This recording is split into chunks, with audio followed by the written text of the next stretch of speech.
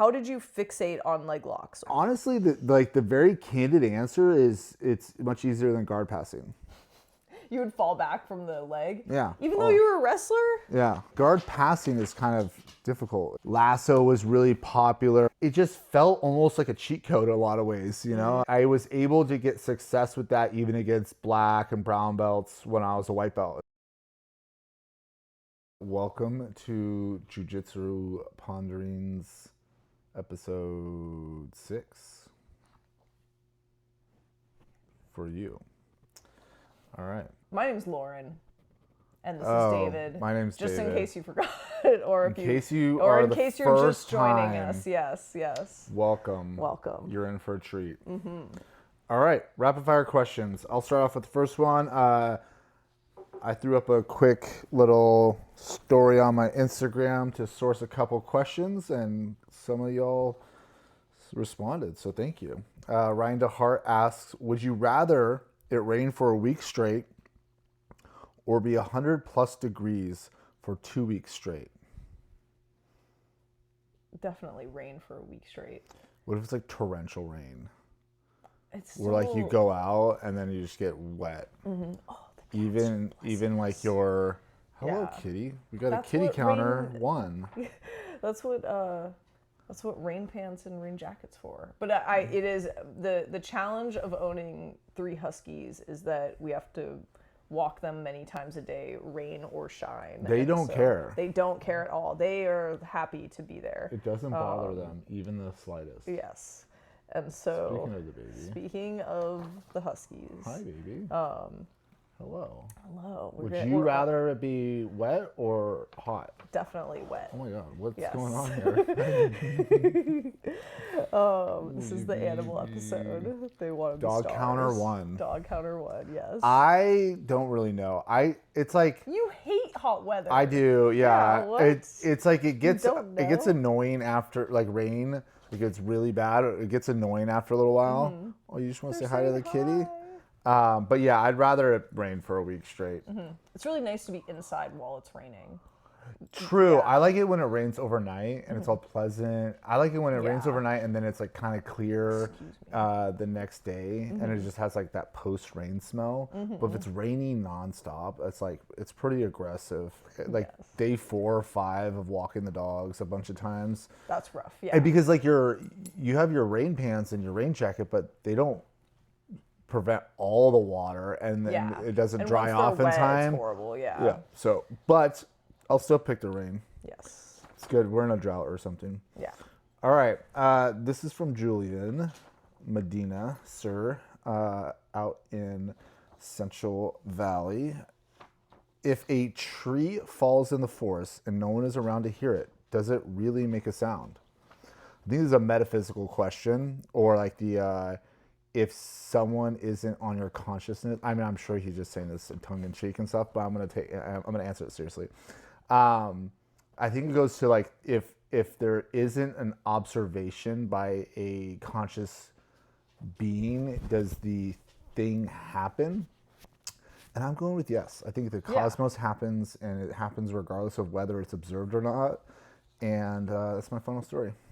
Excuse me, I'm going to answer too. That's my final and I story. think that you can have a final story too. My final story is that I think it's very self-obsessed to think that it doesn't make a sound if a human isn't there to witness it. So I'm going to say it absolutely does, and the universe continues on regardless of whether or not we're there to hear it. Yeah, I think it's like it's also important to keep in perspective. It's good. It's like this is way more deep than it has to be, but it's good to keep in mind. Baby, could you not hit our camera?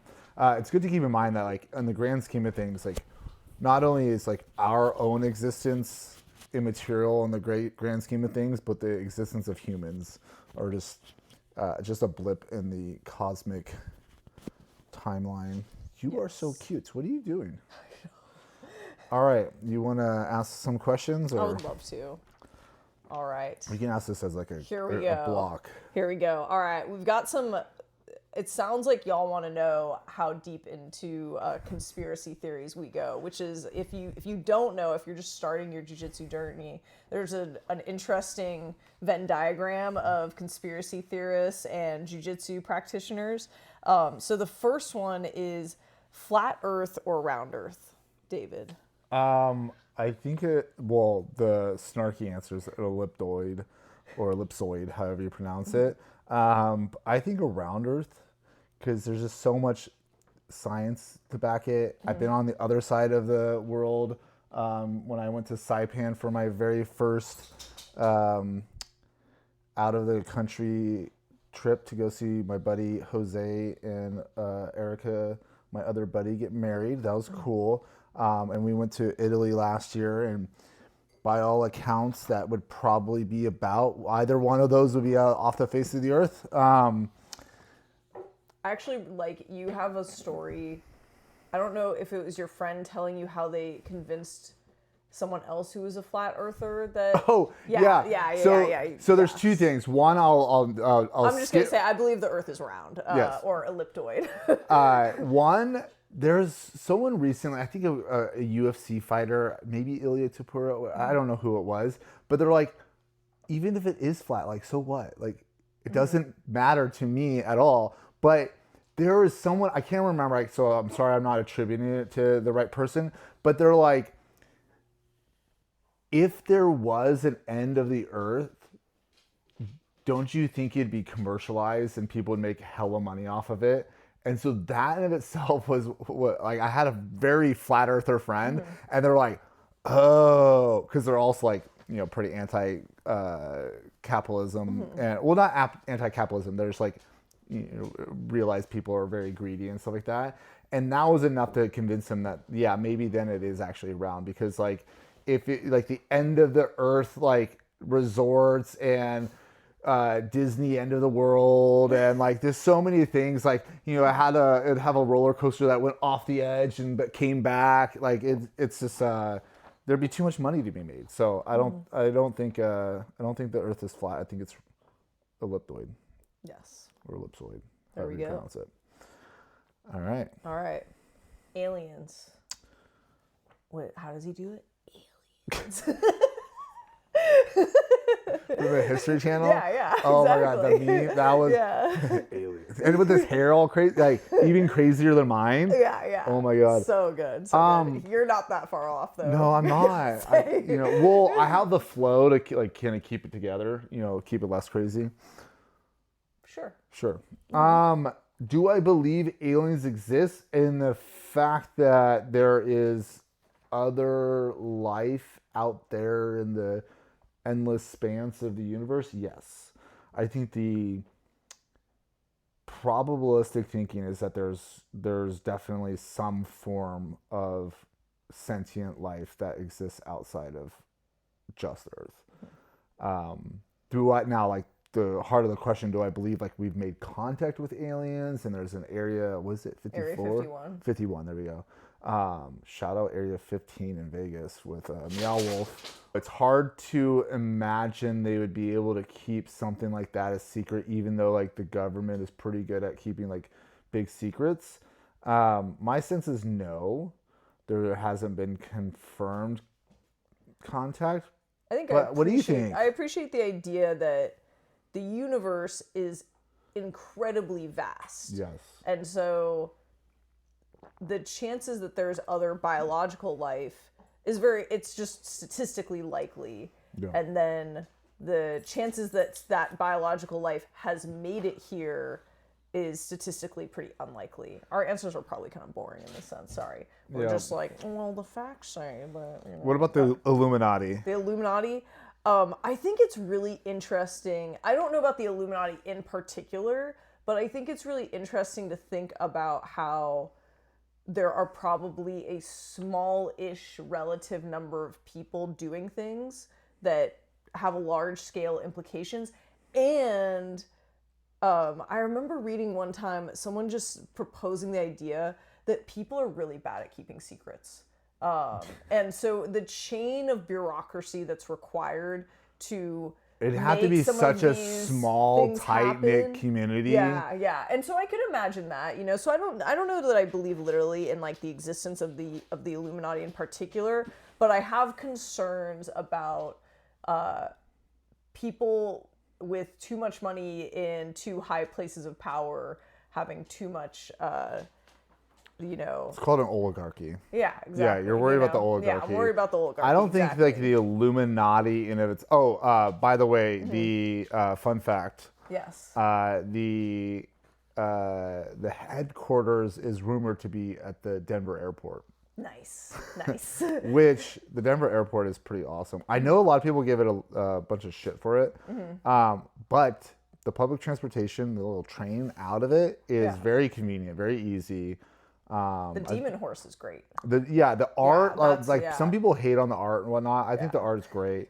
Portland also has a really nice, like, easy from airport to like main Portland. So you don't even need to rent a car really there unless you're going out in the skirts.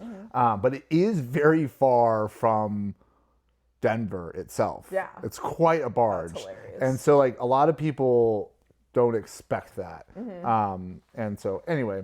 Illuminati, I think I'm in line with you. I think there are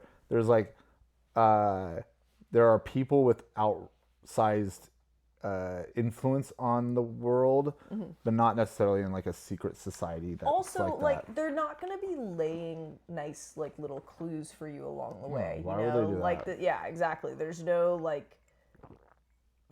there's not really gains for doing so, and so I think it's that assigning narrative where it doesn't exist, like we're anthropomorphizing like animals. I want to like assign a story to things that may not have a story so that it feels like I'm seeing like a pattern that isn't necessarily there. And that's like a, very like normal like human tendency or whatever. But like if you're a secret organization, you're probably not going to want to leave like a trail of breadcrumbs or whatever. Yeah, you want to be a very secret organization. Yeah. All right, what about the moonlighting? Was it fake or real?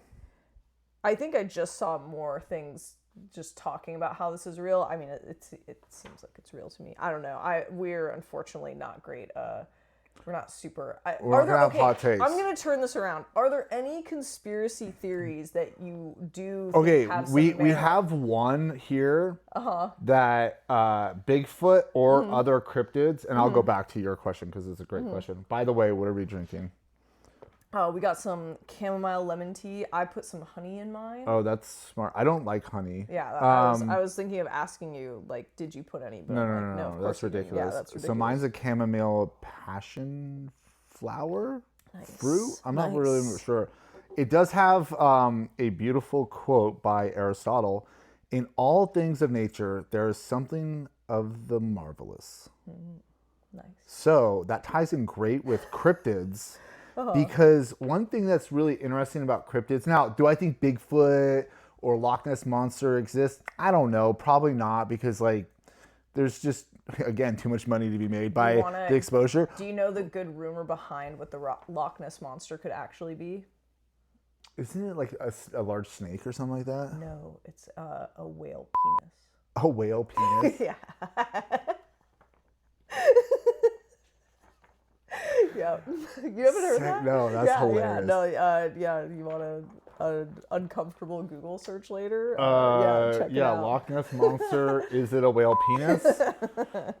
You can look at on the, what is it called? There's like, Google will have like tracking of search terms and it'll spike up. I thought about that recently I think there was something with that happening at... You're just thinking about whale penis? Yeah, that's, no, at, what's his name's wedding in friggin' Venice, where he like rented all of Venice. Amazon dude, Jeff Bezos? Jeff Bezos, a member of the Illuminati. He would be a member. If there was one, he's definitely a member. That there was something where, like, maybe it wasn't that. I don't know. Yeah, I want there to be Jeff Bezos like, and whale penis. Pictures, though, Jeff Bezos and penis. Google search it. Pro tip, just turn the safe search off. Yeah, and then also you could put some AI images. Let's get that trending. Yeah. All right, back to cryptids and the beautiful and the marvelous in nature. Yeah, you've got some, So I think it's interesting that like cryptids as they're traditional, like the Bigfoot and that kind of stuff, probably don't exist. Maybe maybe they did at one point or whatever. I don't really know. Like but I think that things. like cryptids almost exclusively, besides the ones that are like kind of now in like the conspiracy theory like realm, were like things that did exist or but they're misconstrued. So like mermaids are often thought to be manatees that were, you know, because they only saw the tail and then they would make sounds kind of similar to like a woman singing or something like that, I think. And or even just like giant what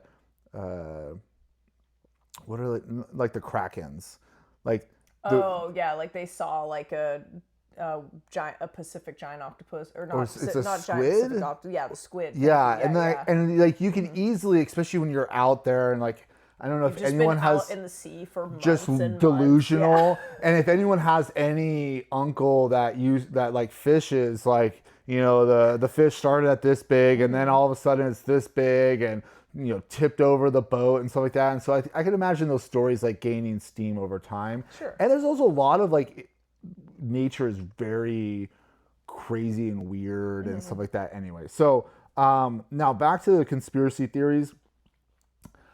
I'll keep it brief in that, like, there's this really funny comedian and he's like, he has this bit on this and he's like, I can understand not believing in all conspiracy theories, but you don't believe in one? He's like, you don't believe that our government is lying to us? He's like, I have one kid and I lie to that kid all the time. So you think the US government is, and like other governments throughout the world, are just batting 1,000 with telling us the whole truth and nothing but the truth?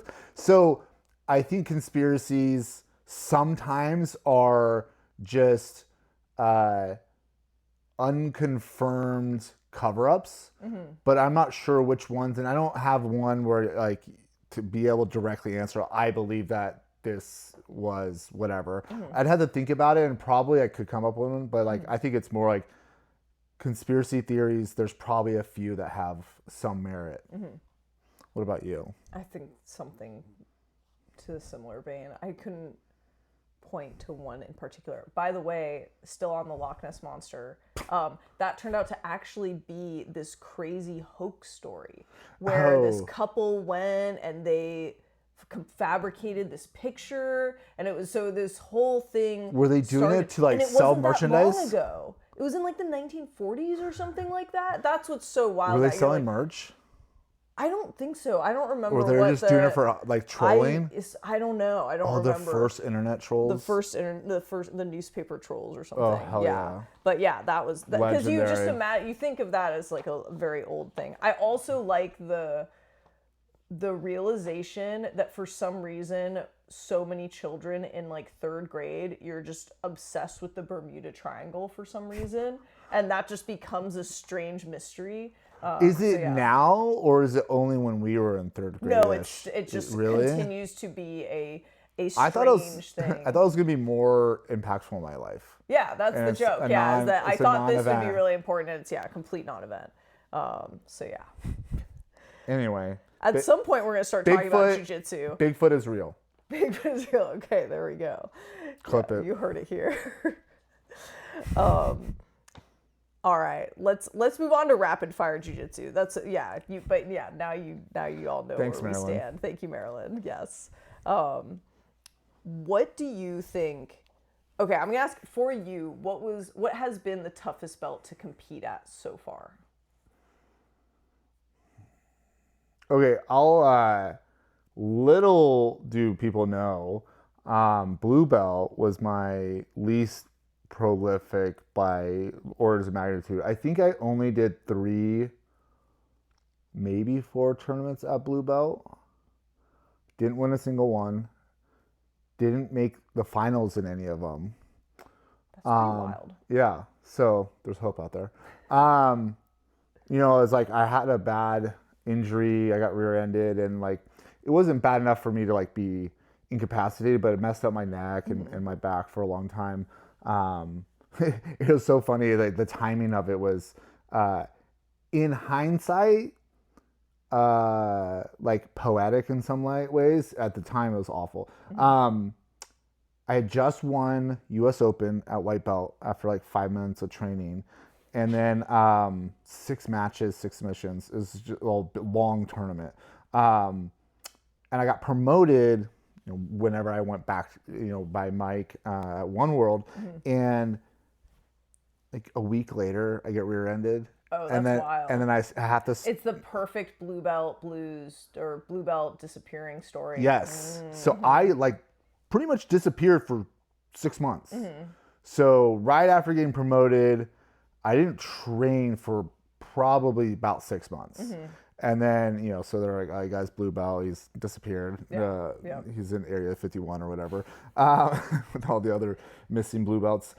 And so I finally did come back, and it was just, I tried to come back and compete basically 2 weeks after I started training again. And Oh, wow. yeah, I just no real coherent plan. My conditioning was garbage. And so I really struggled at blue belt.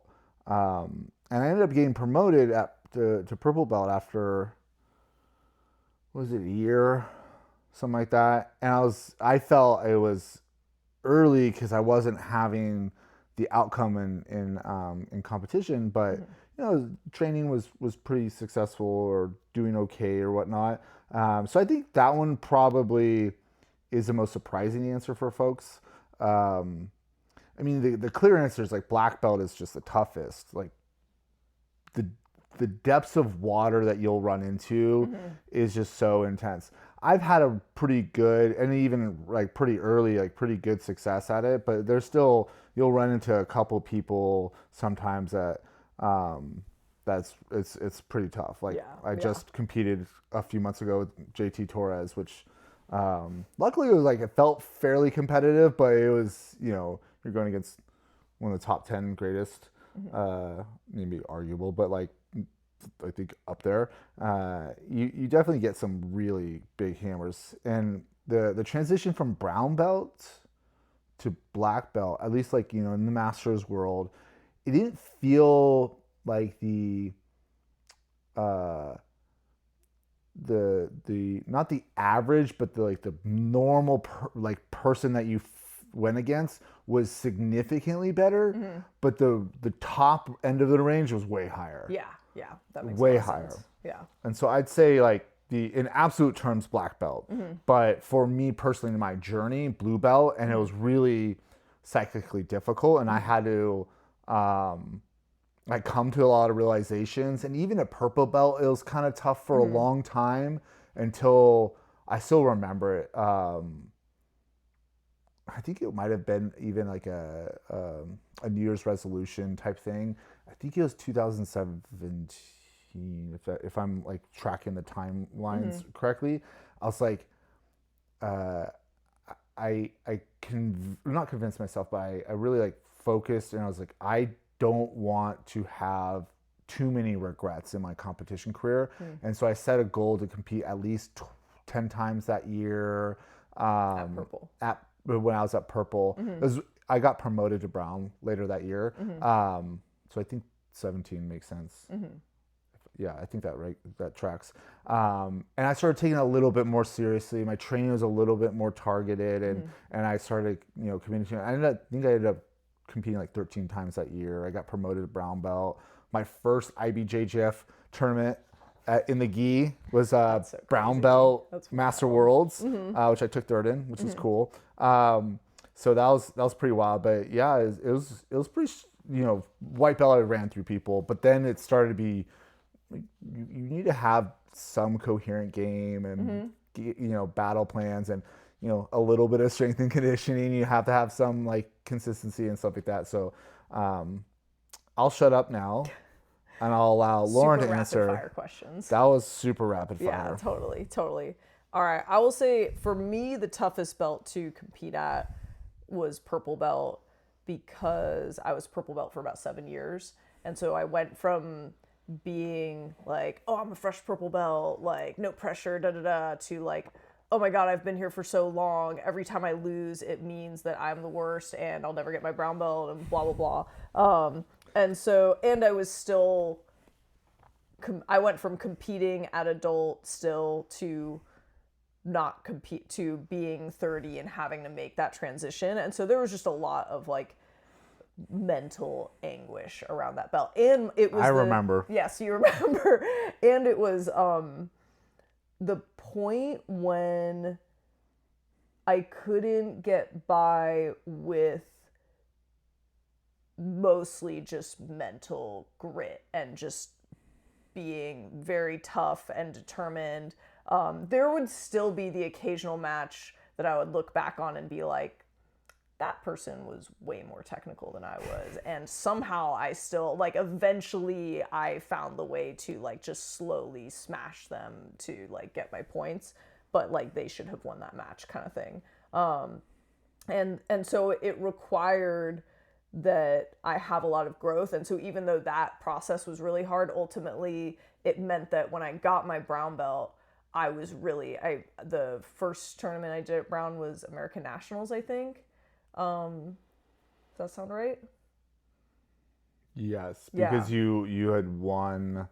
I won Masters North American before that. Yeah. And it was really nice because like up until then, I didn't really have that much like kind of like highlight reel worthy matches. A lot of them were very like grinding it out and like, you know, I'd get to good positions, but I was like I was like steamroller jiu-jitsu, just like, you know, not very exciting to watch. Yeah, now you're much more excited. Now there's some like interesting stuff occasionally, you know. You're welcome. Thank you.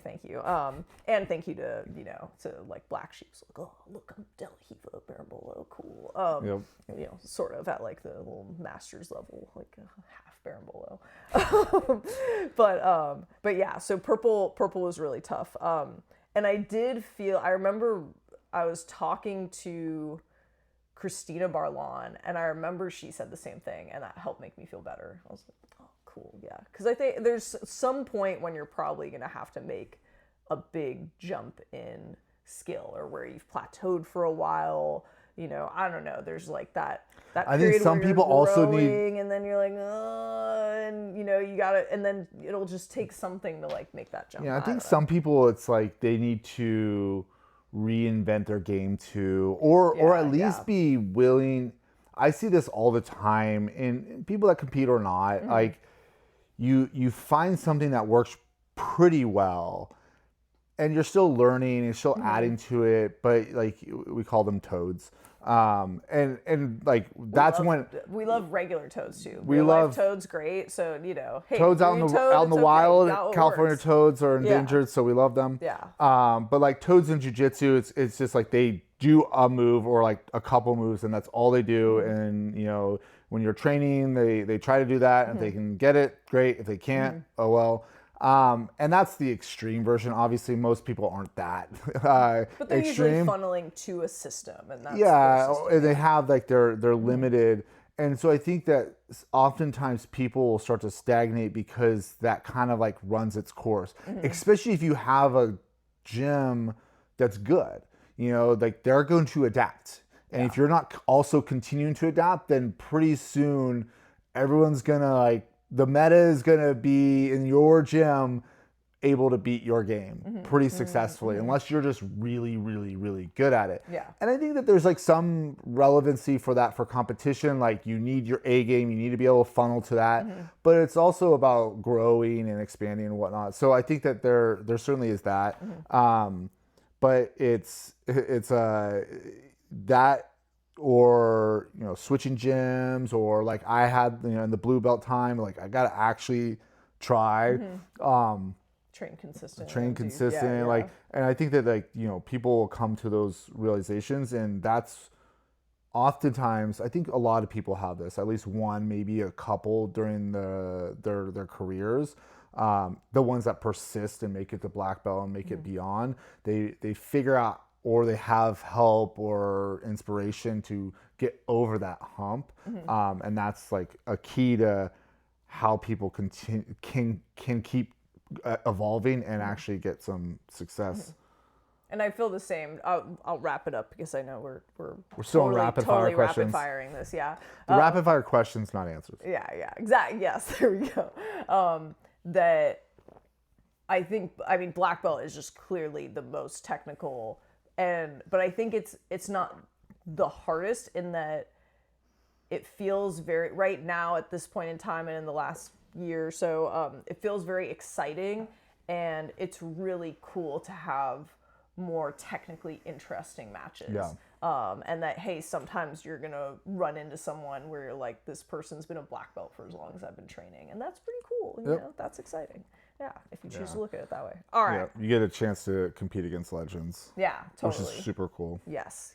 And like, I'll close with this. Like, in almost no other sport can you like sign up for a tournament, even at Masters now, especially in the men's division, but also in the women's division. Like, one of our friends went up against Fionn Davies, and you're just like, what? Yep. You know, and you could go against a lot. I've gone against a lot of really, really well-known people in the jiu-jitsu community, and it's like, where else could you start late and just be able to access previous world champions or people that have their BJJ Heroes entries and that kind of stuff. So it's really cool.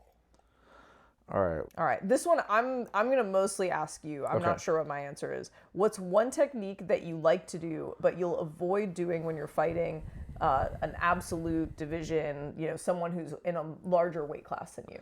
Yeah. No, this is good. I think this is inspired by the fact that, like, I often will say my big guy game is different than my regular game. Not dramatically. Short version of the answer. Yeah. I know. Short-ish. I think there's two answers. There's a conceptual approach, and then there's a couple still conceptual like techniques or whatever, but like the conceptual approach is like, I'm trying to bait different things. Like, bigger guys, they generally, especially against smaller people, generally are going to put pressure and try to smash it, cross face you, and that's a good opportunity to do straight arm bars and choi bars and stuff. So there's a couple conceptual approaches, and there's also like, don't take direct weight too much, you know, be able to, like, you know, get your angles and everything else like that. It's like, I'm not going to try to, well, I will sometimes try to take them down, but I mean, I generally play guard anyway. But there are certain things that I'll do a little bit different. One clear, not technique, but sort of, is I try not to directly invert under. Yeah, that makes sense. And so totally. Like, there are like kind of inversions, like my K guard to knee bar stuff that I'll absolutely do around them rather than inverting around rather than inverting, try like kissing the dragon underneath. Like, that's just shit's not happening unless they're really standing up. But even then, it's like there's a couple of things where I'm not trying to invert and get directly under them without a lot of like bracing and wedges and stuff like that in place. So I think that's my answer. Yeah. Nice. Is there anything you wanted to add? No, I would basically say that more so, you know, I experience more of the really vast weight differences just like in the gym. And when I'm training with someone like that, if I'm passing, I have to float around them a lot more. Yeah. I can't overcommit and try to pin them because they're gonna be able to just like use their glute med to just launch me off if I'm trying to smash their legs down. Yeah. So I think can't smash pass. Yeah, you know, like it's like I can, but I have to be more open to being more mobile and like just doing more dynamic. And I might try to, like, once in a while, if my cardio is like pretty good, I will just try to make them tired. Just like, here, there, I'm here, I'm there, and just try to make them chase a little bit and not actually commit to the pass so much, and then start to go. And usually it is like the first couple minutes might be a little rough, and then they get tired. So like they're more likely to get tired quicker. And there's also like bigger people in general, and this like there are certainly people that break the mold from this. Like, I'm thinking of a few different people that I would go against, but for the most part, they're going to have a higher percentage chance of doing certain kinds of moves, like Kimuras and other things that you just got to like watch out more for those than you would against people your own size. Yeah. But yeah, I think that's interesting. Nice. How did you, this was also from Marilyn. Thank you for all the awesome questions, Marilyn. David, how did you fixate on leg locks? Why not arm locks or a specific choke? Okay. So when I first started doing jiu-jitsu, I discovered loop chokes. And so I did loop chokes a lot. So I did start with loop choke. I used to do loop choke all the time. And I came from wrestling. I didn't wrestle right before, but like I wrestled in high school, and then I didn't do anything for 7 years. And honestly, the very candid answer is it's much easier than guard passing. You would fall back from the leg? Yeah. Even though you were a wrestler? Yeah. Oh, hello. Because like guard passing is kind of difficult, especially with like, you know, lasso was really popular and whatnot. So I would just, you know, sit back to ankle lock. I'd give up 2 points a lot, and it was kind of a problem for a while.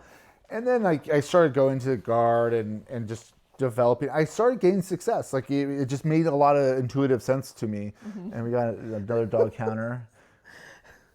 We got the special guest. So I think that is like a big part of it. And it just felt almost like a cheat code in a lot of ways, you know? I think I was able to get success with that even against black and brown belts when I was a white belt. And so maybe I just, you know, kind of glommed onto it and I just kept refining that. So yeah. Yes, hello, baby. Maybe early success probably helped proceed that. That makes sense. Yep. What are favorite things to do as a couple without ever mentioning the words jiu-jitsu? So effectively, what do we do outside of jiu-jitsu? Which we don't talk about jiu-jitsu all that much. Like we do some, but not all the time. Yeah. By any stretch. Yep. I would say things that we like to do, mostly, a lot of them include being outside, hot tub time, going on hikes. Hot tub's awesome. Yeah, hot tub's awesome. Flipping logs. Yeah, definitely flipping Finding logs. critters. Yeah. David knows that if he finds critters, both I and the kid will be very excited and The baby give wants him pets. much praise. Surprisingly, I don't think people would expect this. We like just bullshitting a lot and philosophizing. I know. Surprise, yeah. Surprise. No, baby. You can stay. Baby. For a little while, we were playing Marvel Rivals a lot. That was pretty fun. I like it. I like having like a game that we're playing together. Yeah, it's hard because we both have pretty particular taste. And they don't intersect that well. Sometimes it depends. Yeah, it's like it's not common. Yeah. And one of the things that I probably overly don't allow myself to get into video games because I know I can get somewhat obsessive with it. And so it's kind of like a self-preservation tactic. Oh, we were playing Marvel Snap for a while. Yeah. That was fun. That was a good example of one that I got too much into. We were losing a lot of sleep over. Yeah, that was ridiculous. Yeah. Once you can get really into like, I don't know, stats and percentages and stuff. Yeah. It becomes a little problematic. We tried It Takes Two, and I thought the story was so depressing that I was like, this is just like, why would anyone play this? I mean, no, not why. I get why, and I appreciate that they're trying to take on some, you know, more serious topics, but it's like, I just want to play a fun game with my partner. So we're curious to try out Split Fiction, which is by the same developers. If anyone has any, any they have to be couch co-ops because we got to play it. We can play PC games. Yeah, we can play PC games together, Steam accounts or whatever, and we also have a PS5. If anyone has any good game recommendations that they think that we might like. Yeah. How was your training this week? Was there anything interesting during the rounds? It's a good question. I know. Yeah. So you wrote it. Thank you.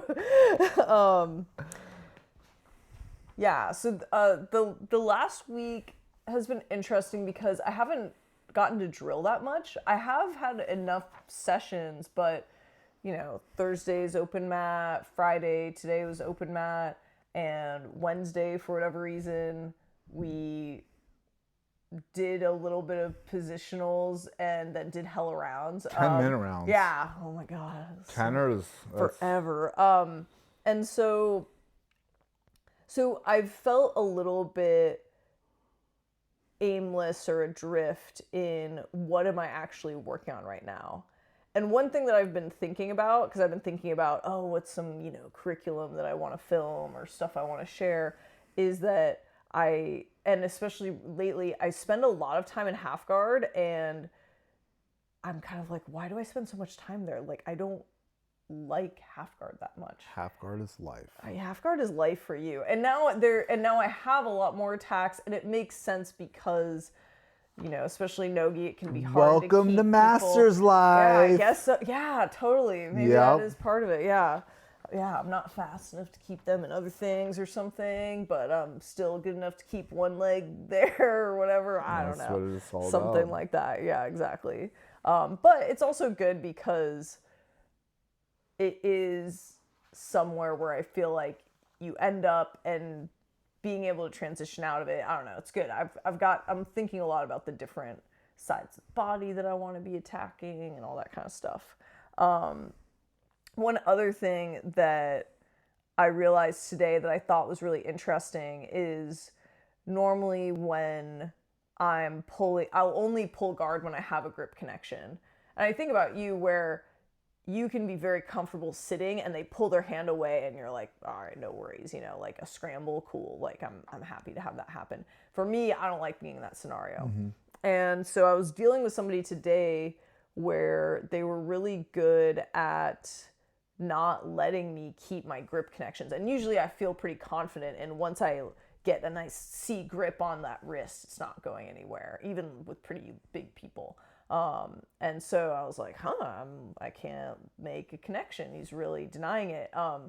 And so one thing that I'm wondering is, maybe if I can't make that connection and I don't want to try to deal with the scramble, maybe that's when I have to move to, okay, I can't connect with your hands. I gotta play seated up and connect with your legs and go to like a shin on shin guard or something to that effect. So that's something that was just kind of interesting that came up today, where I'm not a huge fan of playing shin on shin. I don't have great hip mobility, so I can't just like bloop, like open my hip up a lot, but maybe it'll be worth investing in some, or at least like experimenting with that, Maybe.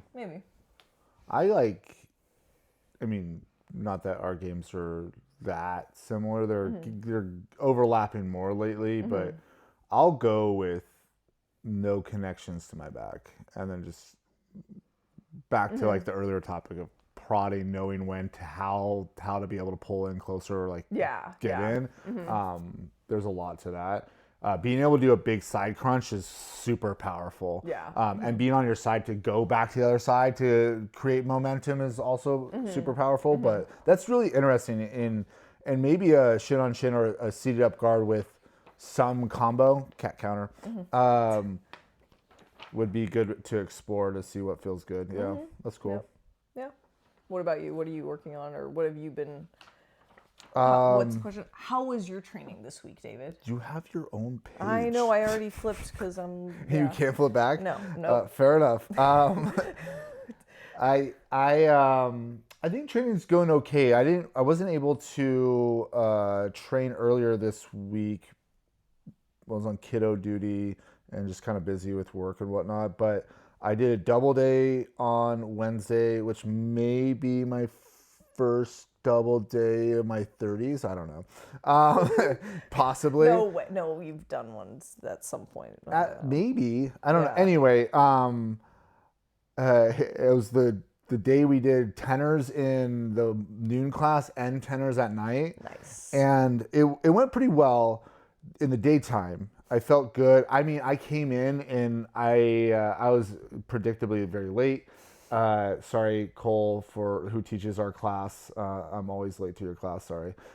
Anyway, and I realized that they were doing 10-minute rounds, Mm-hmm. and a round had just ended, and I was like, I'm already really late. I'm only gonna have a Yeah. couple. I'm like, I gotta go. Yeah. And so I did a turbo 30-second warm up, and kind of went in cold, and it was pretty fun. Nice. I Nice. I was able to feel pretty sharp, and I'm working on a few different things which I won't go into, but I felt good. And then I didn't properly rehydrate or eat enough, and my conditioning is not the greatest right now.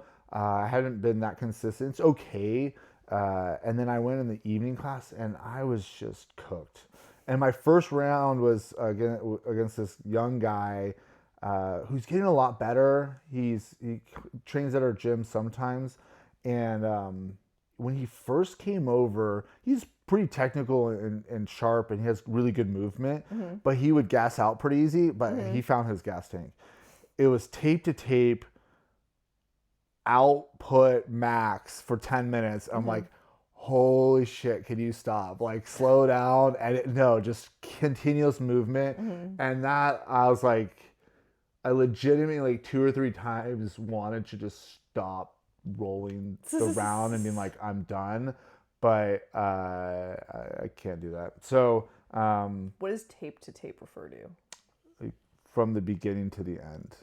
It's a sports term. Yeah, I've never It's heard a sports that. term. Yeah, okay. Which sport is it from? Hockey. Oh, so there we go. So Yeah, tape to so- tape would be you take it, you get the puck, often a defenseman, but it could be an offensive guy in the back, like by where your goal is, and you take it all the way to the front and you score. Okay, there we go. I see. And then real briefly, because you marked this. Yeah. I'm noticing this new thing, and maybe it'll become a little bit more in the meta or whatnot, where with half guard, people are they're not stepping up as much in like the combat stance, like the free leg when I'm in bottom half guard. Yep.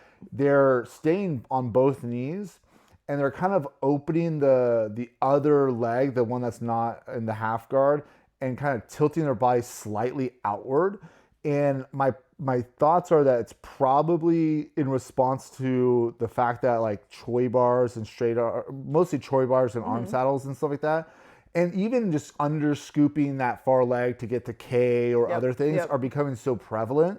Not just with me, because people are getting experience with me, but it just in general, it's just happening a lot more.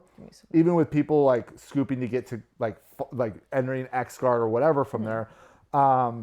And so I've been noticing it's a little bit harder to create the right quadrants, the upper and lower part. Yes. And so what I'm starting to do is set up where I extract my bottom half guard leg. My right leg is my half guard leg generally, and I'm scooping over the far leg and kind of pinning it a little bit and using my knee shield to initiate a sweep.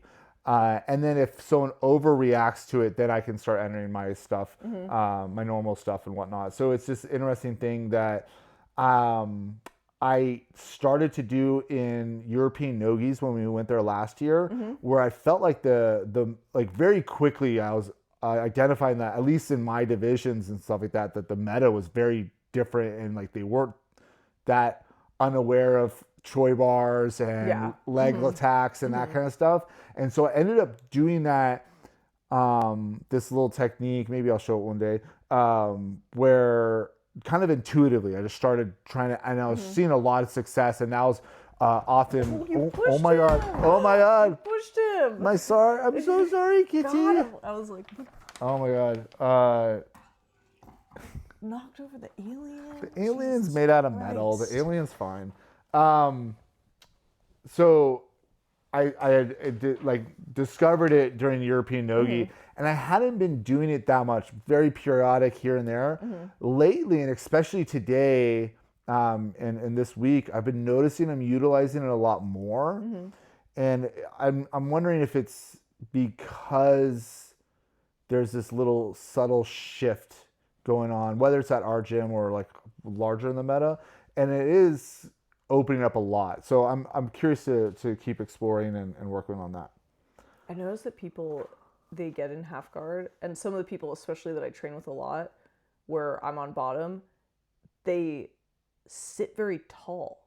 Like their butt is completely off their heels, and I'm just like, huh, that's weird. Oh, interesting. Yeah. I don't know if you're using it then, but yeah. No, I'm usually using it when they're sitting. They're peeling away. Yeah. No, not even necessarily when they're peeling away. They're set, but they're set at a slight that's angle. what I mean. I'm using bad words. Yeah. Yeah. So that's interesting. Interesting. We had one other thing noted, and I'll take this really, really brief. Our really good friend Morgan Fleharty. He's a strength and conditioning coach. You have to say it like that, Fleharty. Yes. No, don't. He's a really good friend of mine. I've known him for many, many years, and he's my strength and conditioning coach for a decade, probably more. No, more than a decade. That's crazy. Yeah, wow. I'm his longest standing client. Nice. Really good friends with him. He's a strength and conditioning coach for the Chinese Olympic team. Olympic wrestling team. Yes, thank you. And the world's team and stuff like that. He came by to say hi and joined us in the open mat. We rolled like a little bit, just to kind of get. He wanted to get a little sense of like my game and whatnot, and have a little fun. And then we wrestled after.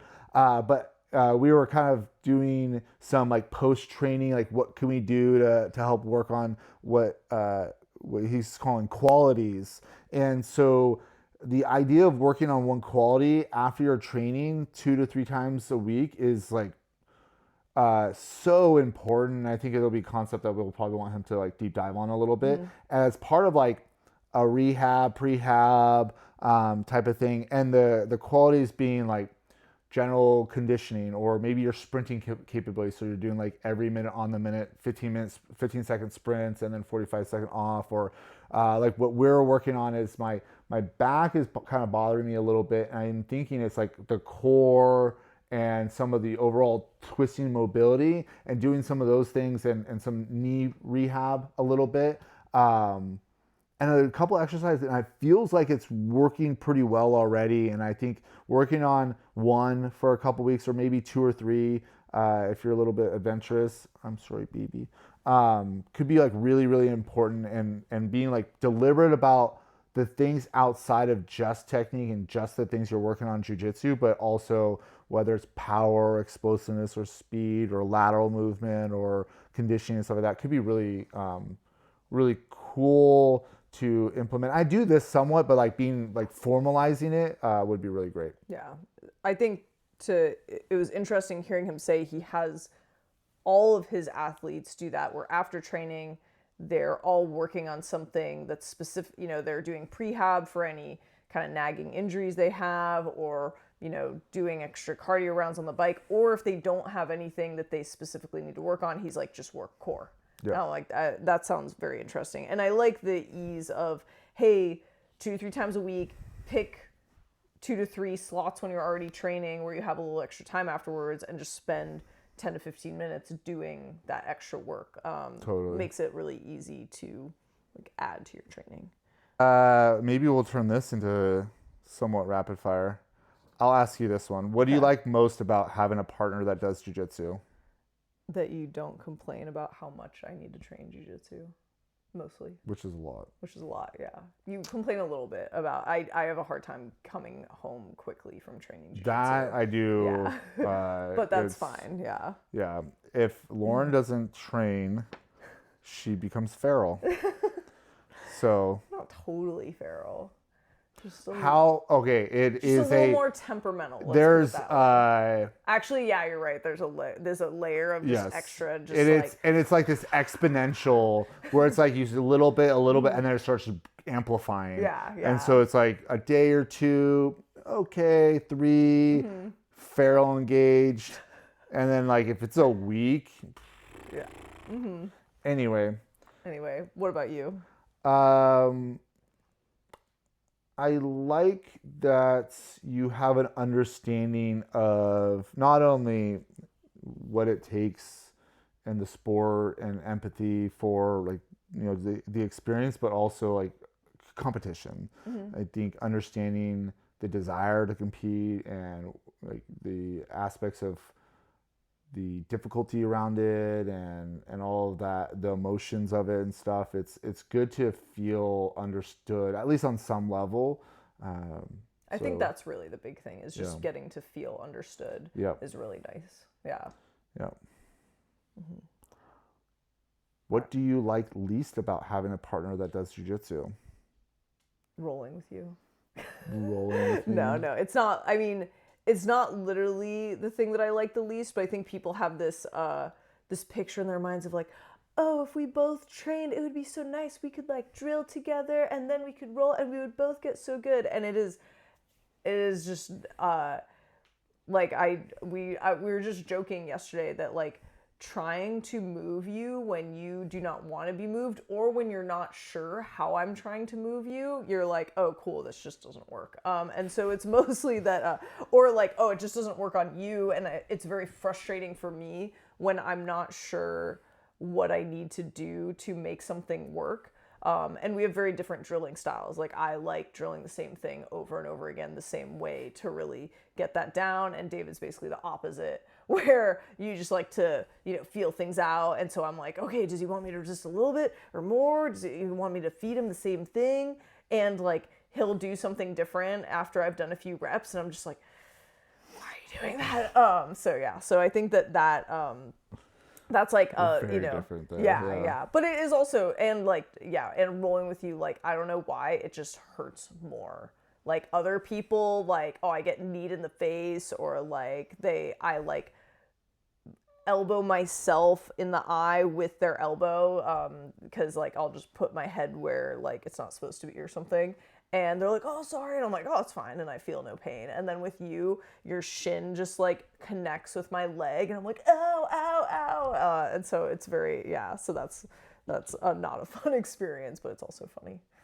That's my answer. One of my least favorite part about having a partner that does jiu-jitsu, I hate rolling with you. I hate it. Is it just so much pressure? Yeah. Yeah. It feels like I can do no right. Yeah. It's like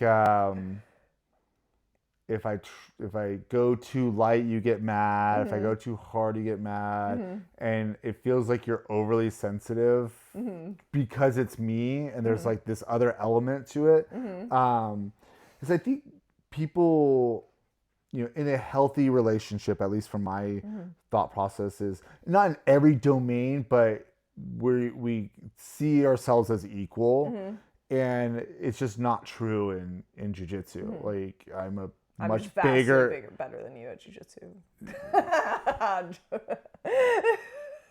I'm just kidding, obviously, because based on my description, that's just not how things go. I'm much bigger and whatnot, and I'm also way better. It's ridiculous. There's a power dynamic shift that's pretty different, even though we're both black belts and accomplished competitors. And I think that sometimes, and like you're saying, it's hard for you to move. You get frustrated, and it's hard for me to help you go through. And so it's really hard to navigate the right flow and whatnot. That's giving you enough of a challenge, but not giving it too easy, but also not letting you get too egotistical about things and whatnot. So it's tough. There are times where it's nice, and there's other times where I think in the gi it might be a little bit easier. You think that? I'm just possibly, having that thought now. Yeah, I don't know. No. Yeah. So we don't actually roll that often. Yeah. I like tried to ask one person today, and they're like, oh no, I'm resting or whatever, and I was like, all right, I really want one more round. Why did you make me go? You made me go with David because he was the only option left. Yeah, punish them. Exactly. They got it coming. Yeah, you know who you are. She's coming for you. No, they don't. Yeah. Oh my gosh. All right. What's one recommendation that you'd make to someone who's hoping to find love on the mat? Don't. Yeah, don't do it. Or mostly just don't like date within your gym. It's just a horrible idea. Yeah. And like, especially when you're like seeking that, like, I don't know. It's just probably like gonna like make things weird or whatever. So, I mean, like, just don't.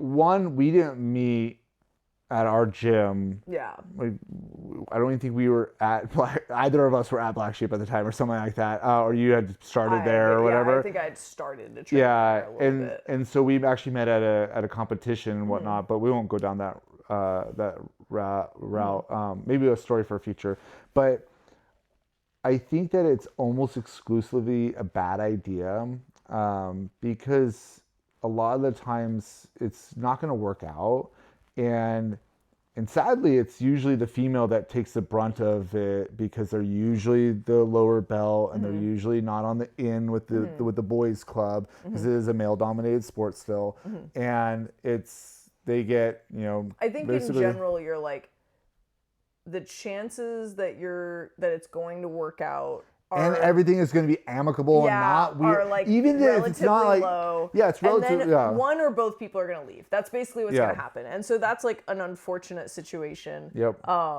So like, hey, there are exceptions to all of these kinds of things, but like generally like proceed with great caution and doubt, and like don't make things like weird for like either the men or women that train. And like generally it's like don't shit in the temple is kind of like the thing, Who's shitting in temples? I don't know, apparently people if anyone follows Mike Morrell, who's the head coach and owner of the Cave in California, over, was it Pacifica? Yeah. He had a threads recently on this exact topic, which is funny because I didn't actually pick this question, and it was this entire thing. So check that out. And I agree with it basically to a T. The summarization is like, don't, really don't. And if you are the man, generally, we as men in general misconstrue friendliness with flirtatiousness. And it's like, you don't ask them for a date or their phone number or whatnot. But if they are very clear about it and they ask you, take time and get to know them a little bit before you do anything, and see and assess whether you think they have long-term potential. Because if you're just trying to hook up, just don't. Like, it's just going to be messy for everyone involved. You're going to probably run that person off and whatnot. And this is for both, like men, females, and stuff like that. Try not to in your own gym, because it's just not going to lead to well. There are people that find their partners and it's a beautiful thing, but it's usually they like have a fling and then it's over and it's like whatever, no worries, And one of the things he mentioned is like, are your breakups filled with spite and drama and stuff like that? If then never ever date, because it's just asking for issues that no one wants. No one wants that in a gym. Like, people, pursue whatever you're happy. The piece that I'll comment on is that, like, especially like when David and I met, he was a brown belt and I was a purple belt who thought I was a brown belt, whatever.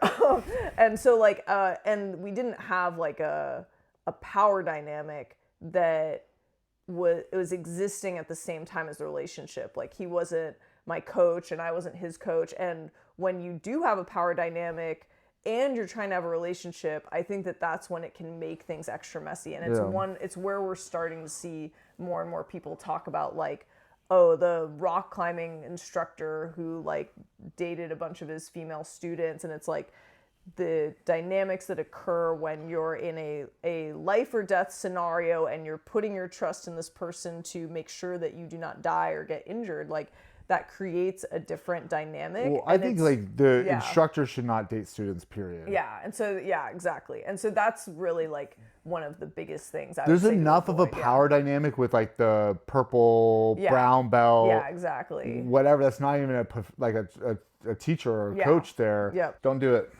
Don't do it. All right. Don't do it. You want me to ask you, or you ask me? You can ask me. Sure. All right. What do you think about celebrities who train in jiu-jitsu? And can you name a few, or at least you're like the ones that you're most stoked to hear about? Sure. So I think it's good. Like, I'm in support of like most people like training jiu-jitsu. I think it's a good thing. I think that the challenge lies in if you have enough money, you might say, hey, I'm going to opt to, you know, mostly just do privates. And I think it's hard as a private lesson instructor to make sure that you're giving real looks to your student, because it's, again, just kind of a different relationship dynamic. I remember I was teaching a bunch of privates when I was a blue belt, like, you know, some for kids and some for like women, sometimes I remember I had like one like dude student or a few sometimes, and which now looking back I'm like, that's wild. I'd been training for like a lot, but for like, you know, 3 or 4 years or something like that. And I remembered I had one of my kid students they were doing really well. Their game looked great, and they were just really good learners. You know, like sometimes you're like, oh, this is just like a really easy person to teach, and I can go really far with them. And I noticed that when I had them do a sparring round with one of the regular classroom students, they had a hard time understanding like how to really make their escapes happen, you know, and kind of the urgency that there needed to be around escaping, probably because I was being a little bit too light and like helpful in the training, you know. And so I think kind of that dynamic that's probably difficult to do.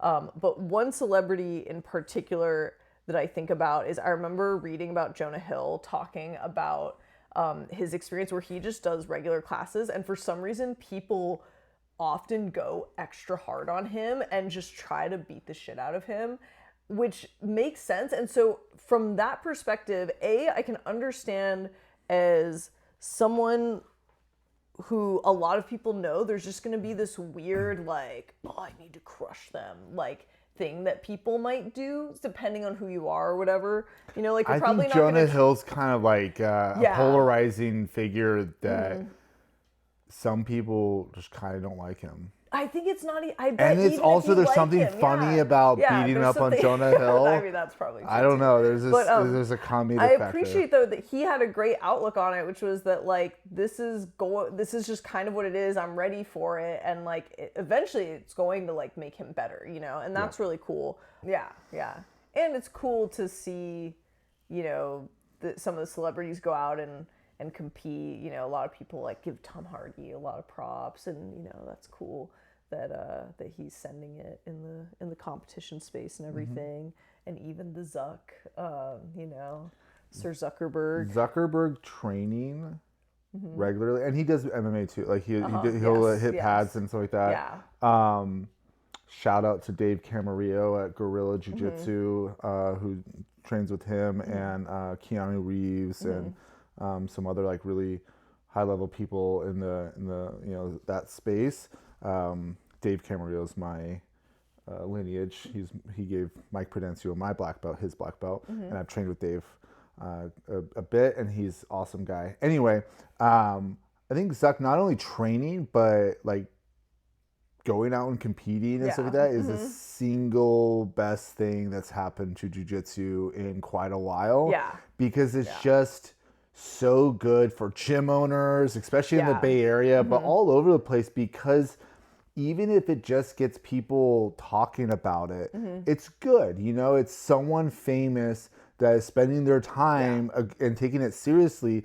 And I think it builds some credibility a little bit with people that have no idea about it, and gets them curious. It gets more people like trying it out, and hopefully, you know, of the whatever percentage of white belts that start, you get just a larger base of people that are out there training and improving their lives. Hopefully, you know, maybe wrecking their bodies, but hopefully their spirits are better off. I don't know. It's definitely good for the sport. For sure. I think it's for really, really good for the sport. There is like also like the inverse of like the dumbing down of the sport, you know, to, you know, whatever. I think so. It's like what you're talking about. I think that's the biggest thing is, if people are, and it makes tons of sense that celebrities, especially certain celebrities, are going to only do private lessons. Yeah. Or very, very small, trusted circle training. It makes a ton of sense. One fun fact is, I didn't realize this, but Steve Irwin, Crocodile Hunter, he was an avid jiu-jitsu. Anthony Bourdain. Yeah, Anthony Bourdain is Was- probably yeah. Anthony Bourdain is probably the cult favorite of Yes. jiu-jitsu people. Yeah, I mean, just there's just so many. I think even like He probably was one of the biggest like celebrity impacts on jiu-jitsu. yeah you know? until Zuck. I mean, Zuck's reach Yeah, is just yeah. too much. Yeah, totally, In totally. comparison, but Anthony brought like a really raw. I mean, he was just a very raw person, but like he brought a really raw perspective. Yeah, and it's just and like, it seemed very life-changing for him. yes. Yeah. But back to like it makes sense that they get private lessons, and it makes sense that they're kind of at least somewhat guardrails around it. But I think if the quality and the bar that's set for people to train and stuff like that, and I know like Dave is not just handing out Dave's belts. gnarly. Yeah, It might be yeah. maybe a little bit early at the most, but he's not just handing off Moneyberg belts. It's going to be that he has learned good technique and he has trained decently hard, and clearly he does. Like, he went out and competed.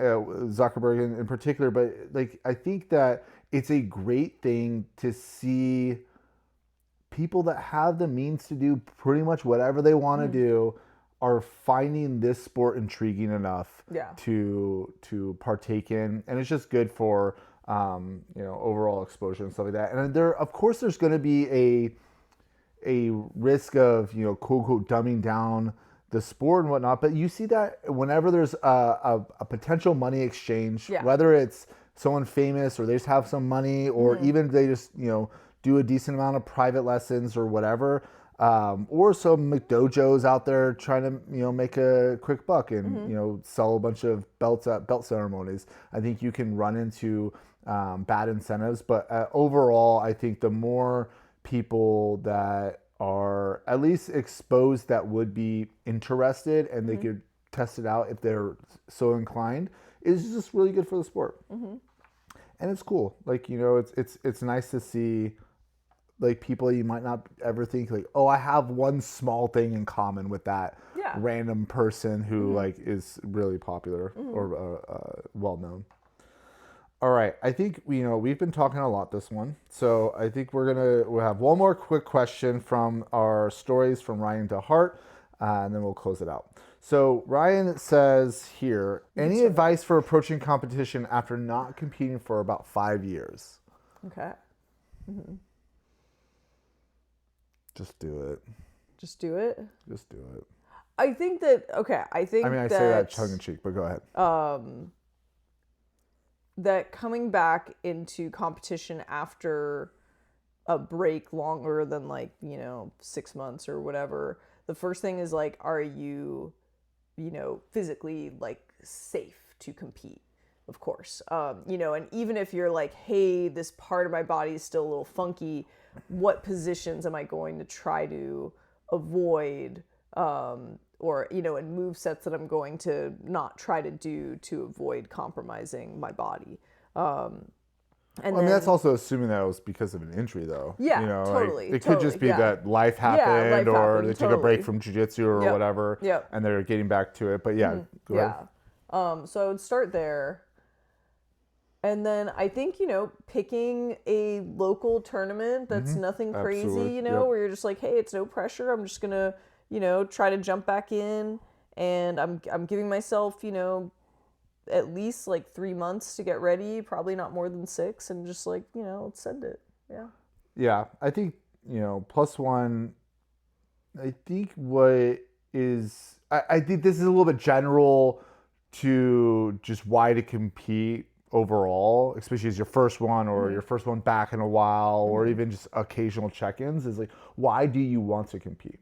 What is the thing that's pulling you in? And sometimes it's just doing hard things, and sometimes it's whatever it is. Does that feel good? Do I feel shame in not competing, or is it I feel excited to compete? And if you feel shame, explore that. But anyway, I think understanding what you would like why you're competing will inform what you're trying to get out of it. And what you're trying to get out of it will also inform some of your training leading up to it. But I echo, are you physically prepared for it? And if not, what would you need to do? What would need to be true to feel more prepared? I feel like sometimes when people take elongated breaks, they feel like they need to be way up here. I'm reaching my hand up high, but in reality, you don't need to be to this tip top. Better than you Especially were for when masters, you're, especially for masters and especially for locals and stuff. And so I think it's get to a point where you feel comfortable and confident that, hey, I'm going to be able to go out there and have a good chance of putting out what is me in my capabilities. Maybe not optimal, but at least be able to get to a decent level and not as high as you think it needs to be. I think too, like when this person asked this question, it sounds like there's a desire there to compete, and so I think that's the first thing is, do you feel the itch to get back into the competition? Exactly. That's probably a good sign that you're. And that's the whole right of why do you want to compete? Like what's the motivation there? Yes, I agree completely. And if it's there, just start game planning and it's just, I would probably approach it in a similar way as if I were to talk to someone on their first couple. It's build a game plan. If you only control the first interaction, so what are you trying to establish right away? If they're not stopping you from progressing to your finish, if they're not defending well enough, what is your exact path to victory? Like, I do this grip to this pull to this sweep to blah blah blah, or takedowns or whatever. Not just, oh, I'm going to fill it out, but like have a plan of action and build towards that and funneling in, and be open to things changing as the match progresses, but you're funneling back to your A game and you're getting everything well prepared for that. That's how I would approach it. It's like, what do I need to do not only on the training leading up as far as like getting my conditioning up and whatnot and sharpen my stuff, but what are my goals from competing, and how am I strategically approaching these matches? And like you said, just send it. I think too, the only other thing that I would add is that I really like having not a backlog, but I like to have an archive of the different notes that I've taken over the years, whether that's competition reflection, whether that's kind of my mental preparation, like the exercises that I'll do and mantras that I'll write to prepare. And so having that to go back to and refer to if it's been a little while and I'm starting to get back into competition, it's not that I'm looking back and saying, okay, I need to be back here, because especially if it's been 5 years, you're probably a very different, maybe not a literally very different person, but maybe especially if you're going from being in your early 20s to your, late 20s or early 30s or whatever, then you probably are really a very different person. And so, but you're saying, hey, some of this framework is definitely still helpful. And some of these might be true. And, where am I different? And how can I, make some new adaptations so that I can feel like I'm going to, give my best. And I'm going to a local tournament to collect data. Like you're saying, we don't have to be at like my peak best shape. Of course we want to win, but this is my chance to see, hey, is my strength and conditioning where it needs to be? Where is my game? Because that's what you're not starting over, but you haven't collected any data in a really long time. So I think that's how I would suggest looking at this first tournament back, is like, there's no pressure. You're coming back after a long break. You're there to, to do your best and try to win. And whatever happens, this is good information for you to be getting back in there. Yeah, and I'll put a plug. We're going to be recording an episode that's very competition specific, and so there'll be a lot more stuff mentioned in there. The one thing I'll say is a lot of those same concepts are going to be very real, and it just needs to be, like you're saying, it's a great point of data collecting. One key thing that I like to, and I'll stop at this, is I like to figure out what do I need in the whole, and we'll break it all down, but in the whole leading up and everything else like that, what do I need to do to ensure that I have the highest percentage chance of activating when match time happens? And so you might need to gather some more data for what it means to you now, but that's a goal that I feel like everyone should have while they're developing into competition, whether you've done hundreds like I have or not. It's still a ever evolving goal that you want to learn what that takes. And do an extra long warm up. And yeah, do an extra long warm up. Yeah, it's especially as masters, but even it's you want to make sure that you're well primed and limit injury, and also just so you can kind of mentally a lot of people they don't warm up when they really should, and it definitely impacts their performance capabilities. Sometimes that happens to me too. All right, closing out, what is one thing that you are excited for in the next couple weeks? Yeah, I'm excited we have a day set where we're gonna be filming a bunch of, little mini instructionals, some posts, that, a bunch of, jiu-jitsu content. And it's helpful because it's forcing me to break down my game and how I want to show things. And I think that I kind of need that right now in the next thing that I'm excited about, which is Nogi Worlds. So that it's helping me think about, what things am I really confident in showing, and that tends to be things that I do a lot. So yeah. I think echo what you said about Nogi Worlds. I think different avenue for it, but Nogi Worlds is coming up. I feel like I'm starting to really get the focus now. I really need to build up some of the conditioning and whatnot, but it feels more real. It's right around the corner, and I'm looking forward to it and seeing how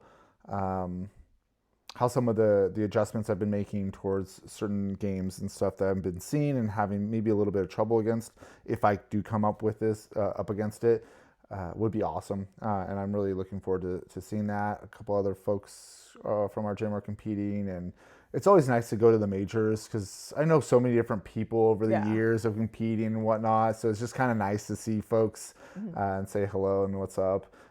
It's just easy to go to Vegas from the Bay Area, so that's nice. One other thing is I'm going to be teaching a seminar and a couple other private group seminar and a couple other private lessons in the Sacramento, Yuba City, Paradise-ish area, or not Paradise this time, but and I really just like teaching. It's really fun. I think seminars and even like larger group lessons are my favorite form of teaching, although I like private lessons and teaching classes and that kind of stuff. But I really just enjoy teaching seminars, and so cooking up a curriculum for them, and I think it's just really fun to be able to go out there and pass on jiu-jitsu to people. Nice. With that, thank you for watching another episode of Jiu Jitsu Ponderings. Thank you. Yes. Have a wonderful day. And if you want to let me know or us know in the comments your favorite celebrity that does jiu-jitsu and why it's Moneybird. Have a good one. Do we say awawa again? Awawa! Awawa.